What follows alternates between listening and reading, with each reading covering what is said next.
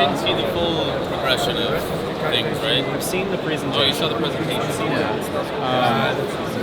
The one thing I wanted to see was how to, once you've selected a group with an order in it, the selection window comes up. Yeah. Then how is there a way to reorder this and then update that group? Yes. Okay, what would be the easiest way to do that? So this is the first instance of the selection window. So there's no real like UI elements that are helpful for you, and there's no editing. So it's just to show you, but it's a grid. It's a coordinate grid.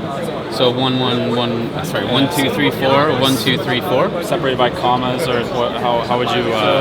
The final way to do this maybe is not completely done, but we can show you how it's whatever's done right implemented now. Yeah. So fixture 9 through 16, maybe I want them on the second row. So 9 through 16, and then you say grid, and it should be XY, I believe. So we have to do row space 1. Row 2, column 1. I got it backwards. That's okay. So it's column first. Yeah, it's going to be column Y, and then it should be row. Okay. Yeah, column and then row. So now you have them on the columns, which allows you actually next through it. Yeah, columns. That's what we're showing you. Eventually, there's a way to step through this way. Yeah. And then this is remembered when you store it to the actual group. Of course. When I call the group, it comes back. Maybe. I think you just selected those first two when you were highlighting through. But here's a group that is actually set up as the grid already, where we can step through this way. So then with this selection, the phaser goes over the selection as it appears in the window. Yeah. So this is basically what one step or the entire phaser length would be. This would be the phase is distributed across this. Okay. So this is one block of, this is like step 1. Yeah, because we watch, if we just do this with pan, sorry, just a funny thing to get the encoders working. What have you been up to? If you do like align to center, in this case, that is good. so it knows you're used to 1 through 10, you already know this, we just make it much easier for you, right? Yeah. So This is like align wings on crack. Yeah, I'm down to go. So you would do something, we can just see if this works, because I honestly don't remember. Try it with dimmer. Highlight. And then our second step is just 0, which is the phaser. Going up and down, the phase 0 through 360. 0 through 360. Genau. Did I do something stupid? No, I mean not stupid. I just didn't click on the. Try that again. Step 2, 0, phase 0 through 360. So it's chasing it across that way. Yeah,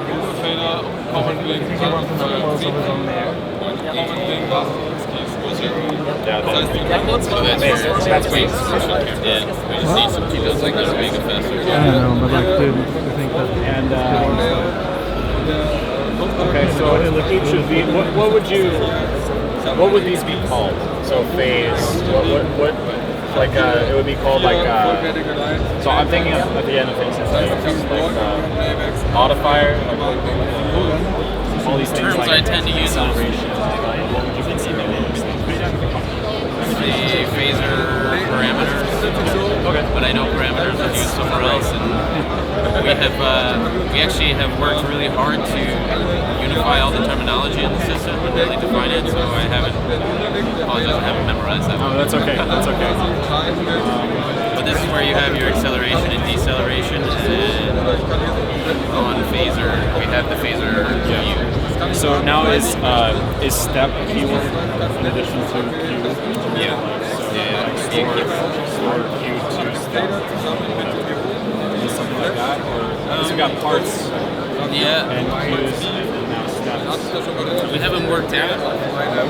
Normally you're going to play the cue, jump to the step, make the change, and then just update it. Yeah, I understand, but so far we haven't worked out if you're going to actually have to store a single step. When you play it back, all the steps are there, they're all there. So if you just want to change one, you jump to the one you want to change, and then you update the Is it all? This is probably more of a theory thing than anything. We need a UI so you can see everything that's going on in the steps. If so, like say for example, On the other side as well. step 7, and I have step 1 and step 2 is just up to 100 backgrounds. And if I store step 7, will then it take that entire phase? If I go back to full in step 7 without storing anything in between, will the logic then treat that as one long step that is 5 times like the normal step? It's not decided. I mean, logically, what it should do is if you need that shortcut for whatever reason, it should create step. Like a 0 step, 3, 4, 5, 6, and 7. That's what I'm asking. Yeah, that's what I would expect. I think where you're heading towards is like part queues, where you can just do whatever you want. Yeah. Steps really should be in order. It should all be there. Can you change length or time of individual steps? Yes. Okay, then that answers my question. That's the transition. I thought each step would be a set time, like it is in effect where like each cycle is one specific time based off of BPM or whatever. Not only do you define the acceleration in and deceleration out of the step. For example, here. Only way on top. I'm editing step 2.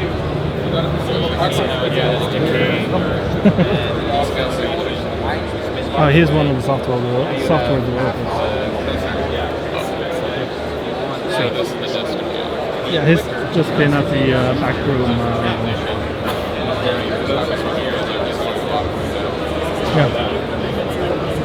I got a time slot today. So that transition adjustment is actually closer to me. That makes sense. Nope. It's like a crossfade type. There's a way to say, do this in 50% of that chase step, and then I don't think I've ever used a chaser in my life. I think I stored one once just to see what it did. You're missing out on the best thing. So yeah, that's all. Complicates your life, which thing they have done way for more exciting. Primarily customer. He's not a customer, but I don't know.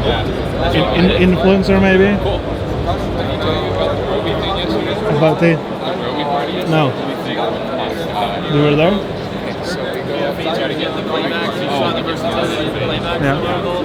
That's my favorite thing about the whole test. Is the up assignment, down assignment. Press, fader up, fader down, or to the left, or to the right, trigger something. Us all really sad, we got denied, etc. Where we are. Put on a stopwatch. It took them a minute and 3 seconds to reply, and you just got to reply on Instagram and say, not on my watch. Remember, as I said, logically, if you copy this here, this should be linked. We were told to go find one of the execs, and he came up and he was super concerned. Wow. One thing I haven't seen answered yet. What is going to be the default purpose, or what's the intended use of this section here? We didn't define those yet. Okay. They really look at the functionality, like, okay, it's a level wheel, you're familiar with that, it's an encoder. So he basically got his big truck. Well, I guess it could modify attributes, or you could control speed, or maybe these are rate controls. So we have the hardware there. Yeah. I just see these are like sideways executors. Yeah, it's just to have 3 buttons associated with it. You know, one of those. What's it doing? If you think about, what if this was program time? Right. Right. That would be on actual time or manual crossfade. I like that. You know, just some ideas to. Yeah, because that'll free up this, because I need this for my main queue stack almost always. And so like assigning a special master there just really isn't an option for the most time. So like having that here, exec time or program time over here. That's why we just have to collect the feedback. You know, some people might really miss a screen encoder. Maybe that becomes a screen encoder. It's just something I've ever used. Yeah. Are you talking about the program? No, the screen encoder. Yeah, we don't have those. How long was the party going? So we have gesture control now. We were there for like an hour. It was still bumping. Is there any extra functionality? Like, can I play back from here? Are these screens are always set to reflect executor contents. That's how they are right now. Okay. That's of course going to be an option. Good answer. Say, Yeah. I need all this other stuff, and maybe we can put it in there. Okay. I really love the having the option between seeing this and then maybe like what I've always wanted is a like scratch sequence or scratch macro area where it's just available to put macros in, or whenever I store directly to an executor and I didn't have time to say store it to a sequence, label it, then assign that to an executor. Just have like, okay, these are the last 20 sequences that you stored without a name or whatever. Yeah. So you can see them and go back and label them later. Because when I'm in a rush, like I'm programming a festival or whatever, sometimes I'm just putting hard values in. Yeah. I'm just store. It'd be nice to quickly see that. Because right now I have a view set up, like my first 100 sequences are nothing. They're just my scratch pool. Yeah. So that's always like on my bottom row of my global sequences window. So that would be cool to either have like scratch macros where you just make one real quick or something like that. Dynamically tracking all the objects that you create. Yeah, something like that. It's very clever. Yeah. Put that on the list. That's a good one. I'll send you an email too. Yeah, you should. One question I had.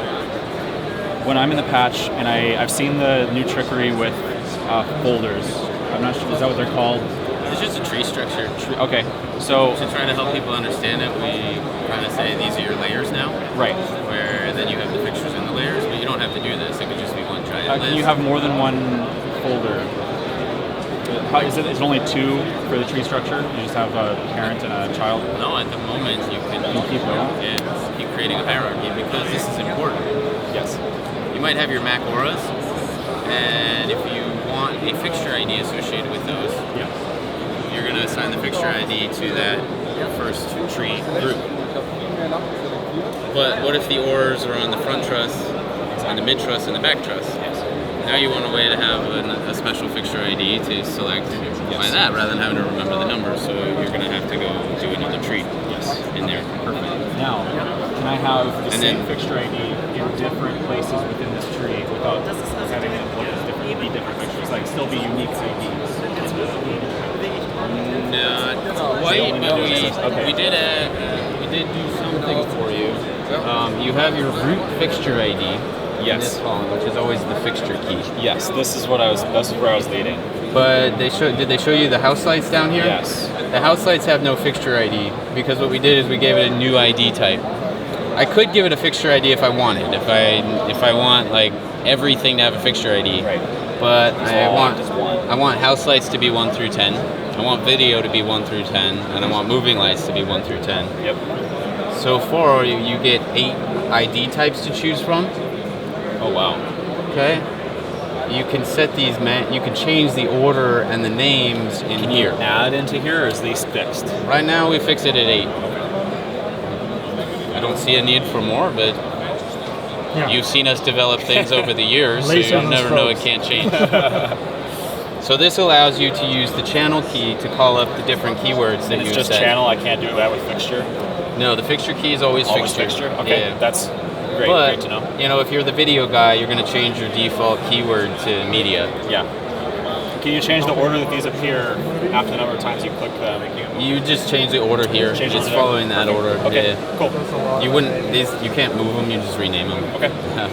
Yeah. The only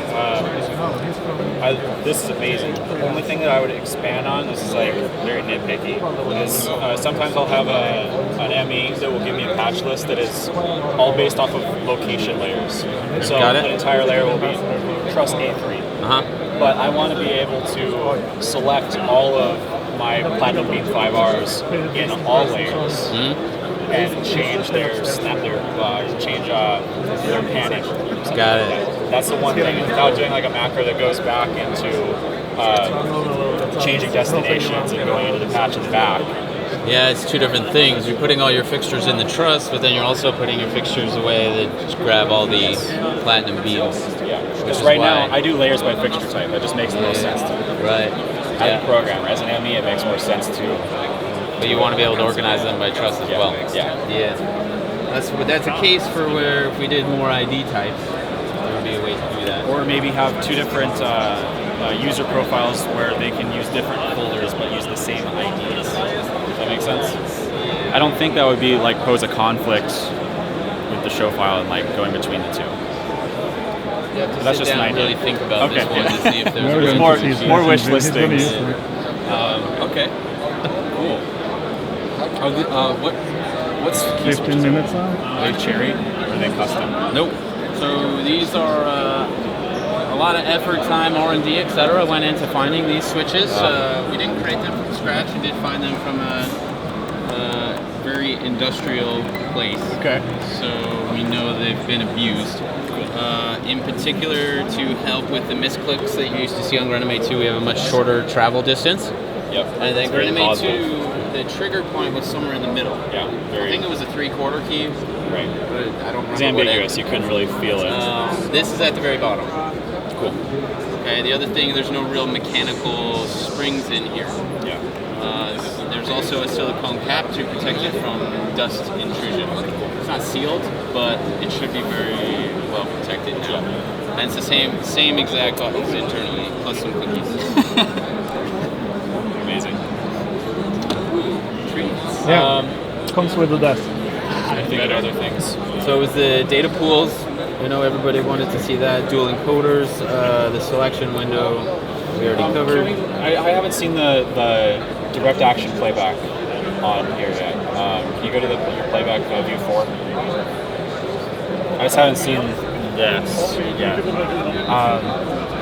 So There's nothing really fancy. is there a direct action window yet? It's not built. Okay. I'm pretty sure. I mean, why bother? This is an entire direct action. Yeah, but people always want more playbacks on the screen, so we'll do something similar. So it's a bunch of buttons. There's still the so-called like hidden executors, Right. Because we support the extension wings. Right. The new color system, you understood that? It's all color space based. I have not heard anything about it. I just know I recognize what it is. Yeah, this is a representation of color space. This triangle is telling me what the fixture is actually capable of outputting. If you've read about the new GDTF file, That's based off of that. That's included in there. GDTF files is the standard for anybody who creates a thing, then we'll call the fixture a thing. Yeah. The manufacturer will now put in data such as the channel map, the intensity that it can output, a 3D model of it, the 2D model of it for drafting software. Plus, they can actually input the As long color as they space actually info. use the new format. What colors can that fixture actually output? But yeah, in the end, If you as a in like customer, a few years, there will be get all your plus manufacturers on board, get everybody on board It's to about fill time. out this file, because if we're able to import that information, it means when you hit this color, everything in your rig actually goes to that color. And then even the visualizer becomes an accurate representation. So this has become a universal preset for colors, basically. Yeah. Because I've got globals for every color changing fixture ever. I mean, I guess CMY stuff will still have to be selective, but flags at least. I think you put in the same color space info, it just has to be in the light map. Right. You still have to challenge the bulb life and the calibration. Exactly. If you think about brand new fixtures that have color flags, you can put that in there. Yeah. And if a lot of the companies are doing new LED white engines, but still doing CMY flags. Those actually maintain a consistent output over hundreds of hours. So you're not losing so much with the bulb life. The plus and the minus here. That's going to be how you add and delete steps. Okay. So like in between, so that arrow adds to the end. Then what's the purpose of down? To go to the it's previous step. Yeah. It's just shifting you between steps. Did you see there's a step indicator in the fixture sheet? Oh, okay. You're going to go up, down. Plus is how you're going to insert, and then if you want to get rid of a step, you just do minus. Gotcha. Cool. Will there be a steps tool? Don't think so. Okay. Doesn't really. Just things that I would use a lot. You save it as a preset. Okay. So you make that one step, save it as a preset. Gotcha. I get where you're headed. As we keep refining the user interface and the user experience of this, maybe it does make sense. Cool. If you're constantly doing some kind of funny acceleration, deceleration, and transition, I understand what you mean. You want a quick way to pull that back for a step. Cool. Absolutely makes sense. Yeah, I'm getting a better. I've got ideas already about how to lay it out. So. And you already figured out we're working towards the visualizer built into the software, so we have one software package instead of 3 separate ones. Yeah. This is not. It doesn't have the full screen option yet, but there's a way this can go full screen, so you're not seeing the edges. We do have one example. Building effects on the fly will be so much faster now. Like the sidebar. If you need to grab something that does now, So that's the way you're getting towards full screen. We just need one display thing to get around the window border. I heard about a dedicated macro line, like where you can say I'm in the middle of like programming or whatever and I need to make a quick macro. Someone had mentioned that there's like a secondary command line that is like always reserved to start writing a macro. Is that true? Okay. Yeah, someone just told me that and I was like, I didn't see that or hear that, so I just didn't know. Okay. You've heard about the web remote? Yep. It's just another screen. Another screen. Yeah. Is that like considered screen 9? Like what is... It's actually screen 10. 10, okay. Yeah, well, I don't know. That's what they said the number was. Okay, I was like, I mean, that would make sense. 'Cause, 8? Well, I would think it'd be like 11 maybe. I don't know how they're counting all of these. Okay.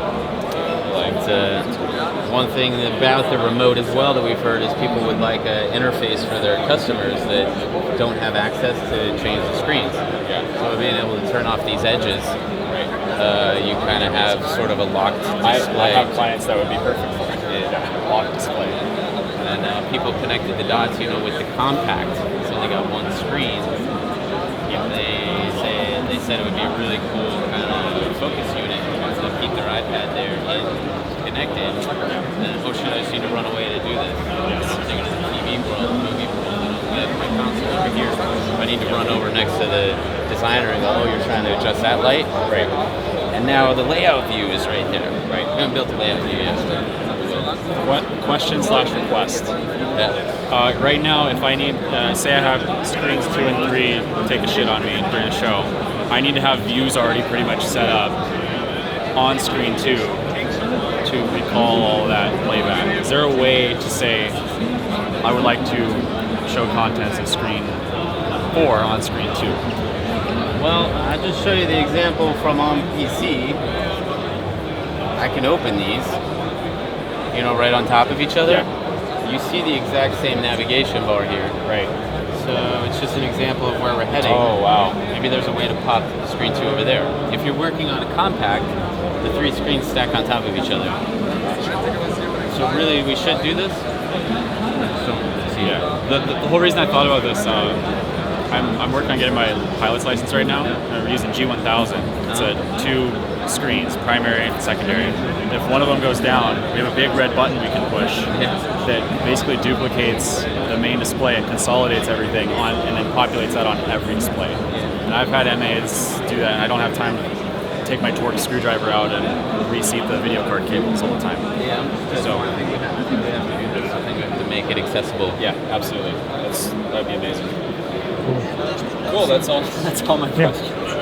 So it will basically act like on PC in that matter. And Yeah, just and you it can keeps it just- flexible, and it's going to make moving between a light full different sizes of the console a lot easier. Yep. Yep, You absolutely. can just start. Maybe you'll know the answer to this because I've gotten 2 separate answers from 2 different MA people. Okay. Primary and secondary encoders, do they have to be linked to the same preset type or same preset? I guess that's the only thing I'm worried about is linking them to the same preset type. I'd like to have say zoom on the inside and pan on the outside. That's our plan. Okay. Right now it's really the center and the outer are doing the same thing. I need to clear out. So your middle one is like we're in MA2 because it's got the click. The outer one, it's not even mapped right now. Our wishes, my wishes, is the ability to do like pan find, pan coarse, or pan and tilt, or zoom and focus, or gobo and focus. We need to take advantage of the dual encoders. Yeah, and 5 of them now too. Yeah. Oh, that's the other thing. Window clicks for highlighted cells. So like if I have a cell highlighted on a window, I just hit I'm used to hitting the encoder Yeah, that's what I was to the mentioning pop-up. earlier. We have no screen encoder. Right. It's a click and hold. Okay. I'm happy with it. That's way better. It's not click and hold. Swipe, right? Press and hold is to actually create it, but to swipe, you want to label it. Yeah. This is faster. This is faster now. Yeah. Oh, that's amazing. That's what you have to understand. Label, about label. What I was trying to tell people is like, hey, you're used to having to look down and then look up. You're used to having to find the key and then tap it. Now you just, I need to label it. Cool. I'm ready to delete it or I want to move it. Yeah. So your eyes get to stay there. Right. And you're getting like There's less back and forth. seconds of time back Yeah. in your life during programming. Cool. I have a question. Presets currently trickle down when so if I update a preset, it updates that queue essentially, or that sequence. Yeah. If I update a group though, that doesn't trickle down. No. Is that Are we changing possible? that? I haven't tested it, but we definitely talked about trying to make that possible. It would be really. I mean, I don't have to explain why it would be cool, but it would be. Yeah, you want your queues to actually reference the group so that if you change the number of pictures in the group, Yeah. you change your Or I change the order, or the order, etc. We're trying to preserve this aspect. yeah. Because it would save a lot of time. Yes. I completely agree with you. I mean, if you want, we'll just test it out. Some of this stuff is working already. I forgot what pictures I put in there. Let's say we just have 1 through 16. We'll make a phaser.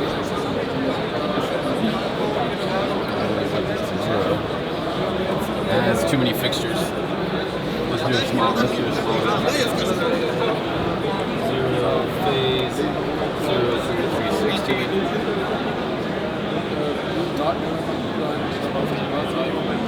So, store that here. Now, if I do 1 through 4, let's overwrite that group. I don't think this is going to work, but I thought I would test it.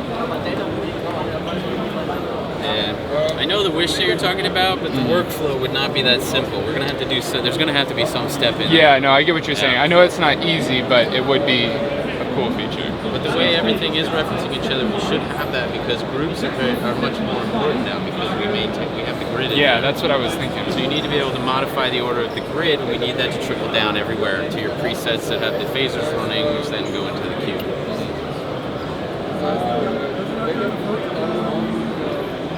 So selection order within selection window. Is that even a thing? Boy, like Because selection window is just all left and right. Yeah, selection window is just showing you the order of your selection based on columns and rows. Right. I'm just thinking about like, because right now I have like a bunch of groups like group 1 is the whole rig, and then there's another group that is the whole left side, the whole right side, and I do my 5 R's if left or if right. Yeah. How would that even be a thing with this? I mean, you still could if you don't even if you don't modify the selection. When you say the window. left and the right, are you doing a mirror thing? No, I'm just saying if I want to select all my left side 5 R's, I do 5R if left. And that left group has my entire left rig stored in it. The entire left rig. So it's just like, all the 5 R's in left. Definitely still have that. I don't think anything changes about that. Okay. They just won't have, so, okay. Now we could. You're not So you're not totally no, off I here. get it now. There might be a left-right one. I get it now, because I'm confusing this with layout view a little bit. Yes. When this is literally just showing that you can have on your neck, and like when you hit next, it's by the column. Yes. And so if I store just my symmetrical selection, it's going to look like a line in here. Yes, which it does right now. Right. But I don't disagree But it's with actually- your idea that yeah. maybe there are some quick keys to select just the ones on the left or the ones on the right, which would be very helpful with a situation like this. Yeah. I want to select all those, I want to select all those. Right. Everything we talk about right now, it's all terms and conditions apply. Of course. The software is still a work in progress, and this is what we're doing. We're No, collecting Will the Murphy big- told me I'm going to have wings. I'm going to be able to import my effects pool. Right. Everything, we just want the reactions of the people and hear their feedback and say, hey,